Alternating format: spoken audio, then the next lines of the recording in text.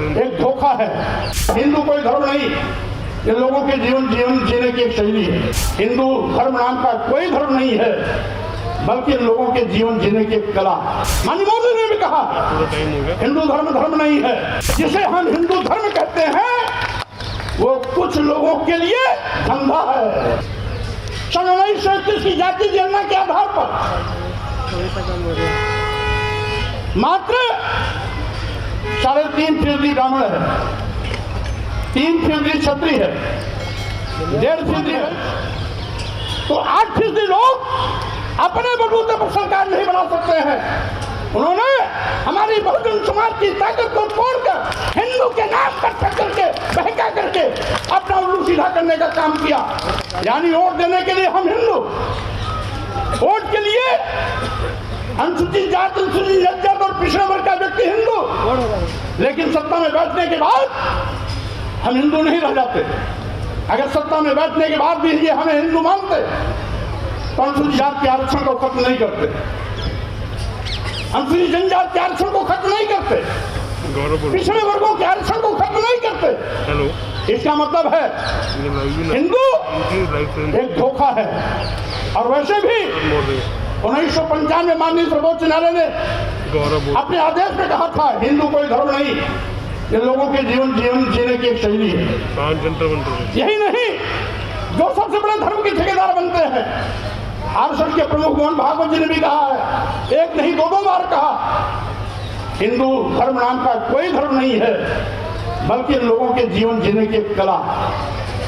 देश के माननीय प्रधानमंत्री जी ने भी कहा, माननीय मोदी ने भी कहा हिंदू धर्म नहीं है। और अभी 1-2 महीने पहले माननीय गडकरी जी ने भी कहा, एक मीडिया कॉन्क्लेव में कहा। लेकिन इन लोगों के कहने से किसी की भावना आहत नहीं होती है। अगर स्वामी प्रसाद मौर्य कह देते हैं हिंदू धर्म नहीं है, बल्कि एक धोखा है, और जिसे हम हिंदू धर्म कहते हैं वो कुछ लोगों के लिए धंधा है। जब हम कहते हैं कि ये कुछ लोगों के लिए धंधा है, तब पूरे देश में भूचाल लग जाता है।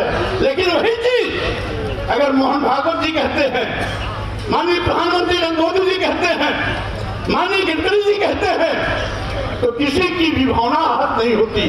अगर वही चीज स्वामी प्रसाद मौर्य कह देते हैं तो लोगों की भावना इतनी कमजोर होती है कि उनकी भावनाएं आहत हो जाती है। क्या विडंबना है।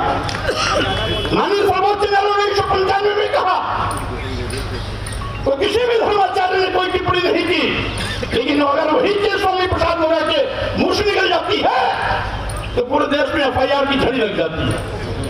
क्या विडंबना है। आखिर हम क्या कहते हैं?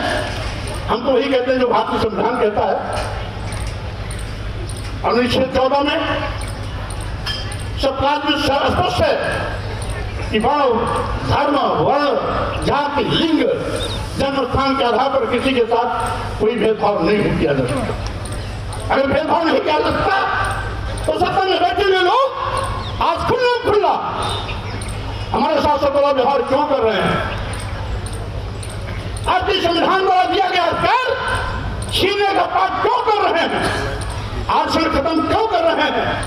संविधान को निष्प्रभावित क्यों कर रहे हैं? लोकतंत्र को खत्म करने का दुस्साहस क्यों कर रहे हैं? और यही नहीं, ये तो देश को बेचने का भी पाप कर रहे हैं। साथियों, आज सही मायने में जब से डबल इंजन की सरकार वाले आए हैं, सरकारी नौकरियां गायब हो गई। आज देश के नौजवान बेरोजगारी का दंड झेल रहे हैं। करोड़ों नौजवानों को आज बेरोजगारी का सामना करना पड़ रहा है। उनके सामने रोटी का संकट है, उनके सामने पेट की रोटी की भूख है। अभी पार्लियामेंट में जो घटनाक्रम घटित हुई वो भाजपा के सांसद के पर्ची पर ही उनकी प्रवेश हुई थी, लेकिन उसके बावजूद भी उन लड़कों ने जो भी किया सदन के अंदर और बाहर, ये हो सकता है तरीका उनका गैर कानूनी रहा हो, अलोकतांत्रिक रहा हो, संविधान की मर्यादा के विपरीत रहा हो, लेकिन जो बात उभर के आई है उसके आगे भी कहीं न कहीं बेरोजगारी रही है, उनके पेट की भूख रही है, वो रोटी की तड़पन रही है, जो पालिया में निर्भर से करने के लिए उनको मजबूर किया है। और इसीलिए मैं कहना चाहता हूं, आज ये हकीकत है कि आज देश का करोड़ों नौजवान बेरोजगारी के नाते दुखी है, पीड़ित है, रोटी की भूख से बिलबिला रहा है। मरता क्या न करता जब आदमी रोटी के लिए अंतिम सांसें लेता रहता है, तो उसे कानून नहीं